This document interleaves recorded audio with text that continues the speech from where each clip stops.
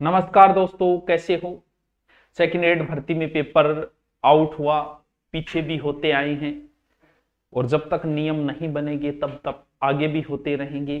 सरकार क्या नियम बनाती है। पहली बात तो ये कि जो बच्चे कमेंट कर रहे थे, आप भी अपने हो, हम आपके हैं, आप हमारे हो। जो भी बच्चे कमेंट कर रहे थे कि सर आप साथ नहीं हो, ये वो, तो उनको बता देते हैं आपका प्रेम है, आप बुलाते हो। देखो, तारानगर में कल ज्ञापन है, हमारे पास बच्चे आए, हमने कहा गुरुकुल के बच्चे ले जाओ। बोलो और कहाँ गए हो, बोलो और बीएड वालों को कहा है। वहां ठीक है, भी कहा है, हम हमारे बच्चे तैयार हैं, हम आ जाएंगे। तो ये तो पता चल गया कि हम साथ है या नहीं। दूसरा, आप ये कहते हो कि इनकी दुकानें चलती है इसलिए ये बोलेंगे नहीं, भर्तियां समय पे होने लगी। भर्तियां जब से पेपर आउट होने शुरू हुए, लोगों की रुचि ही नहीं रही पढ़ाई के अंदर। सही समय पे सही हिसाब से पेपर होंगे तो ही ये दुकानें चलेगी। मान लेते हैं कि हम दुकानें चला रहे हैं, 2-3 ऑनलाइन वाले जिनको आप गालियां निकालते रहते हो, ये दुकानें चला रहे हैं। बाकी सब तो जो पैसे आते हैं वो गौशाला के अंदर दे देते हैं। बाकी सब की तो आप करते हैं बातें, कुछ थोड़ी थोड़ी कर लेता हूँ, थोड़ी थोड़ी बातें, तो आपका वहम भी निकल जाए। मेरी बात हो सकता है बुरी लगे आपको, लेकिन आप भी अपने हो, 2 गालियां निकाल लोगे तो क्या फर्क पड़ता है। प्रेम है, प्रेम में गालियां वालियां भी चलती है, थोड़ी बहुत चलती है। कभी हम आपको आपको भी तो कह देते हैं कुछ ना कुछ। देखो, अभी सेकंड ग्रेड का पेपर आउट हुआ और किसी चीज का डर है ही नहीं किसी के अंदर, क्योंकि पिछली बार जिन लोगों के नाम आए वापस उन, क्यों पिछली बार जब रीट के समय हुआ था तो हमें लगा था कि भाई साहब अब तो कड़े नियम बनेंगे। क्या कि कड़े नियम बने, पिछले वालों के नाम आ गए आउट करने में, इसका मतलब डर नाम की तो कोई चीज नहीं नहीं रही है। जब भी ऐसा कोई मामला होता आगे वाले पेपर में, बोल जी सिक्योरिटी बहुत टाइट है। मैं टाइट सिक्योरिटी में क्या है, बोलो अब की बार टाइट सिक्योरिटी इतनी है कि जूता पहनकर नहीं जाने देंगे, कोट पहन के नहीं जाने देंगे, बाड़ी काट लेंगे, नाक वाड़ी काट लेंगे, नथनी काट लेंगे, वो आभूषण सब काट लेंगे। ये है सरकार की टाइट सिक्योरिटी। फिर भोगड़ो, पेपर तो एक एक महीने पहले निकल जाए। थे बटे लोग चड्डिया कटाता फिर बट्टे पेपर थोड़ी पड़ी है। सरकार को ये नहीं, ये टाइट सिक्योरिटी के नाम पे सरकार की यही है कि बेचारा गंदली पिराई मां भेज देगा, या वो काट लेगा, वो कटवा लेगा, या नाक काट लेगा, कान काट लेगा। पेपर कहां से आउट हो रहे, खाज कहीं हो रही है, तुम कर कहीं रहे हो खाज। सरकार को समझ में ही नहीं आ रहा। सत्य बात है कि इसको ये नहीं पता कि इसको रोका कैसे जाए। ना कि कोई वहां कुर्तियां में कोई पेपर दाब की थोड़ी ले है, जबकि इन्हें ये नहीं पता पेपर जहां से बन रहे हैं तुम्हारे वहां से आउट हो रहे हैं पेपर। लोगों को पूरे पूरे पेपर मिले, किसी को डर नाम की कोई चीज है ही नहीं। क्यों नहीं है? क्योंकि इस बात का सबको पता है। एक बहुत सारे बंदे, पिछली बार एक एसआई वाले ने कहा था कि मैंने 80 लगा दिए थानेदार, किसी ने कहा था कि मैंने पता नहीं कितने आरएस बना दिए। डर इसलिए नहीं है कि उसे पता है एक बार पैसे देके ज्वाइनिंग मिल गई ना, फिर जांच हो जाओ और मैं भ्रष्ट मिल गया तो भी मुझे बाहर नहीं किया जाएगा। ये सबसे डर है ही नहीं इस चीज का, क्योंकि एक बार हो गया तो हो गया। जब पीछे वालों की जांच और वो लगे और उनका सूद समेत वापस नहीं लिए जाए, उनको सजा नहीं मिले, तब तक लोगों के अंदर डर होगा ही नहीं। वो भी कुछ ना कुछ, उन पर भी नियम बनने चाहिए उनके अंदर। अब कई नियम बना रहे, इनकी जमानत नहीं होनी चाहिए। ये नियम नहीं होगा तो किसी प्रकार का कोई डर नहीं हो, फिर तरीका बदलाना पड़ेगा। इसी तरीके से पेपर भी हर तहसील स्तर पर पेपर आ गए तो आउट होंगे होंगे, कोई रोकने वाला नहीं है। बोल जी अब की बार हम ऑनलाइन कराएंगे। अरे तुमसे ऑफलाइन नहीं रुक रहे, ऑनलाइन चोरी तो तुम रोक ही नहीं सकते कभी। ऑनलाइन के अंदर तो इतने घाघ बैठे हैं, ऑनलाइन अगर पेपर कराओगे तो चोरी रुक ही नहीं सकती। तुम पकड़ ही नहीं पाओगे कि किसने कर दिया, कहां से पेपर उठा लिया, आउट कर दिया। ऑनलाइन में तो इतने इतने एक्सपर्ट लोग बैठे हैं। अब आंदोलन जैसे भी होता है, आंदोलन की बात बताऊं आपको, प्रेम कोई बताने से नहीं होता। आप हमसे प्रेम करते हो, हमें पता है इस बात का, हमें पसंद करते हो, पढ़ना चाहते हो, यहां दूर दूर से बच्चे आते हैं, यही लक्षण है कि आप हमसे प्रेम करते हैं। हम आपसे करते हैं कि नहीं करते, अभी ऐसे तो मैं बता नहीं पाऊंगा, क्योंकि प्रेम महसूस करने की वस्तु, ना कि बताने कि मेरी एक एक सांस मेरे विद्यार्थियों के लिए, एक एक खून का कतरा, एक एक शीरा, एक एक नाड़ी, एक एक धौनी, दिल ही आपके लिए धड़कता है। ये तो है भावनात्मक बातें, प्रदर्शन वाली बातें। आपको महसूस करना है। ऑनलाइन की दुनिया में छोटा मोटा नाम है, जब भी छोटा सा भी नाम हो जाए किसी व्यक्ति का ना, और बच्चे उससे पढ़ना चाहते हैं, तो वो अपनी इतनी महंगी फीस रखता है कि जिसकी कोई कल्पना नहीं कर सकता। ऐसा ही होता है, हर शहर के अंदर होता है। कुछ ही ऐसे लोग होते हैं जिनका नाम हो जाए, बच्चे उनसे पढ़ना चाहे, वो अपने आप को बच्चों के लिए बेच देते हैं। हमने अपने आप को बेच दिया बच्चों के प्रेम के आगे। यहां जब दूर दूर से यहां पढ़ने के लिए मेरे पास आ रहे हैं, मैं जयपुर होता तो वहां भी आते, जिस मुंह मांगी फीस देते वो पढ़ने के लिए, और मैंने अपने आप को 300 रुपये तक में बेच दिया। वो नहीं, मेरे से जो स्टूडेंट पढ़ना चाहता है वो पैसे के अभाव में नहीं रह सकता। 1100 रुपये में हमने अपने आप को बेच दिया तुम्हारे लिए, इससे ज्यादा और क्या प्रेम करेंगे?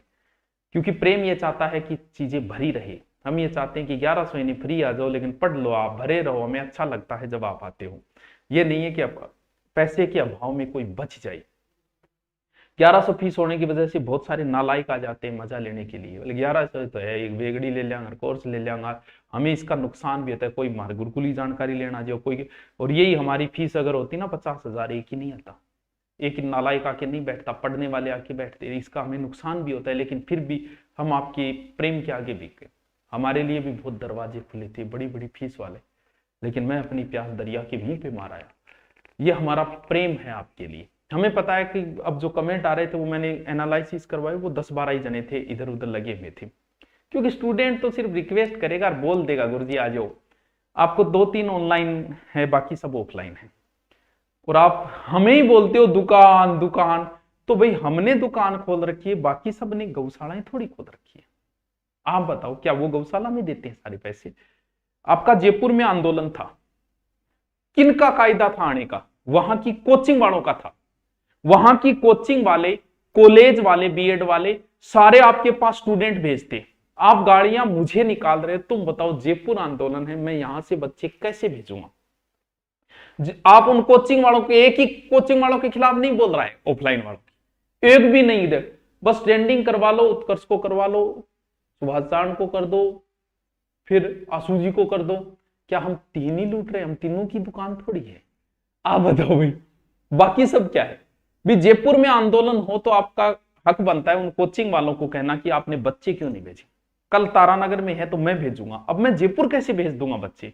अगर वहां 50,000 कम से कम बच्चे पढ़ते हैं जयपुर में, कम से कम एक कोचिंग वाला 500 बच्चे भी भेजता ना तो पूरा जयपुर जाम हो जाता। लेकिन नहीं, आपको लगता है कि हमने नहीं भेजे, हम कैसे भेजेंगे यहां से? हम सिर्फ सूचना दे सकते हैं, टेलीग्राम पे, व्हाट्सएप पे दे सकते हैं, हमारे पास बड़ी ऑडियंस है, हम सूचना दे सकते हैं। आपकी एनर्जी को दूसरी दिशा में वेस्ट किया जाता है, इस चीज का आपको पता ही नहीं चल रहा है। क्योंकि 2 धड़े बने हुए कोचिंगों के अंदर, एक ऑनलाइन वाला, एक ऑफलाइन। ऑफलाइन वाले अगर आपके ग्रुप में आ गए तो ऑनलाइन वालों की बुराई करेंगे, ऑनलाइन वाले आ गए तो ऑफलाइन वालों की बुराई करेंगे। काम तो कुछ था, आपको लगा दिया किसी और काम के लिए। पीछे कई आंदोलन हुई, भले ही वो सेकंड रीट से संबंधित हो, भले पुलिस से संबंधित, भले ओबीसी रिजर्वेशन। जैसे आंदोलन होता है, बोल आंदोलन कर रहे हैं तो पहले दिन बोल जी आंदोलन कर रहे हैं तो करो, उत्कर्ष को ट्रेंड लाओ, ट्रेंडिंग में लाओ, ट्विटर अभियान चलाओ। एक दिन वेस्ट कर देते हैं इसके पीछे, फिर वो आ जाते हैं, बोले आ गया, अब बोले अब चार्जिंग कर लो। 3-4 दिन तो आपकी एनर्जी को इस तरीके से वेस्ट कर दिया जाता है। हमारे आने से क्या होगा भाई? हम तो आगे, क्या हम एमएलए हैं? क्या हम एमपी हैं? क्या हम विधानसभा में बैठ के नियम बनाने वाले? हम नहीं है। नियम बनाने वालों को तो आप बोल ही नहीं रहे हो। आपको लगता है कि हमारी वजह से सब कुछ अटक रहा है, हमारी वजह से नहीं अटका, हम आ गए। आपको लग रहा है कि हम ना एमएलए ना एमपी है। सरकार किससे डरती है? जिसके पास पावर हो उससे डरती है। क्रोड़ीमल मीणा जब बोलता है ना तो भाई साहब सरकार की हालत का, क्योंकि बंदे के पास पावर है, उससे डरती है। वो बोलते हैं ना, सरकार को ध्यान देना पड़ता है, सब मीडिया वाले चले जाते हैं, हमारे बोलने से कौन है? कौन मीडिया वाला आया मेरे पास? बताइए, एक ही नहीं आया। उनके पास जाते हैं क्योंकि नियम बनाने वाले पद और पावर होना चाहिए, उनके पास पावर है यार। ओबीसी आरक्षण के तहत आप ओबीसी के नेताओं को ट्रेंड करते कि आओ हमने वोट दिए तुम्हें, आओ। आप हमें कर रहे हो, हमारे पास क्या है भाई? विधानसभा के बाहर चिल्लाने वाले हैं हम, अंदर चिल्लाने वाला चाहिए तुम्हें। नियम तब बनेंगे जब अंदर बैठने वाला चिल्लाएगा। आप 5 नेताओं को साथ करके तो देखिए इस आंदोलन में, फिर देखिए नियम कौन कहता है नियम। आपको क्या लगता है मेरा सो गहलोत जानता है? भैया नहीं जानता। हमारे तो हमारे वाला विधायक भी नहीं जानता, यहाँ वाला एमएलए भी हमें नहीं जानता, यहाँ का थानेदारी हमारा चालान काट देता है। आप सोच रहे हो हम बहुत बड़े नियम बनाने वाले? नहीं यार, तो आपको लग रहा है ये, हमें तो पता है हमारी हकीकत का कि हम क्या हैं। बस इतना है कि स्टूडेंटों को सूचना देने का हमारे पास बड़ा माध्यम है, इसके अलावा कुछ नहीं है। यहां आंदोलन होंगे हम आ जाएंगे, लेकिन अगर आप जोधपुर आंदोलन कर रहे हो तो जोधपुर कोचिंग वालों को बोलिए, फिर वहां नहीं भेज रहा उसको टारगेट कीजिए। अगर आप प्रतापगढ़ में कर रहे हो तो प्रतापगढ़ के बीएड बीएसटीसी कॉलेज वालों कोचिंग वालों को कीजिए कि आंदोलन कर रहे हैं कल बच्चे भेज देना, और जो नहीं भेजता है उनको करो टारगेट। अब प्रतापगढ़ में आप आंदोलन कर रहे हो, टारगेट हमें कर रहे हो, हम यहां से प्रतापगढ़ बच्चे कैसे भेजेंगे? अरे हर तहसील के अंदर कम से कम 10 बीएड कॉलेज है और एक बीएड कॉलेज में 200 सीट है, कितनी हो गई? 2000। उनमें से 500 भी आ गए तो तुम्हारा तो काम हो गया ना। कोचिंग भी चल रही है, लेकिन नहीं, बोलो इनको कर लो, इन्होंने रोक रखे हैं बच्चे। अरे हमने नहीं रोक रखे यार, हम आपके साथ ही। आपको लगता है कि कुछ तो ये कहते हैं बोल जी ऐसे पेपर टाइम पे हो गए तो इनकी दुकानें बंद हो जाएगी। अरे पेपर टाइम पे होंगे, सही शेड्यूल चलेगा, सही हिसाब से, तो ही तो बच्चे की रुचि होगी, तो ही तो वो पढ़ेगा। अभी बच्चों की रुचि नहीं रही, बोले यार हर पेपर आउट हो रहा है, हर पेपर हो रहा है, कौन पढ़े, कौन कोर्स ले। हमारी भी दुकानें तभी चलेगी बच्चों जब सही समय पे पेपर होंगे, सभी सही समय पे ज्वाइनिंग दी जाएगी। आप गलत दिशा में एनर्जी लगा रहे हो, हमें ट्रेंड करने के पीछे एनर्जी आप वेस्ट मत करो। इन नेताओं को करो यार, इनको कहो हमारे साथ आओ, एक को दो को ही ले आओ, बहुत है, एक दो ही बहुत है।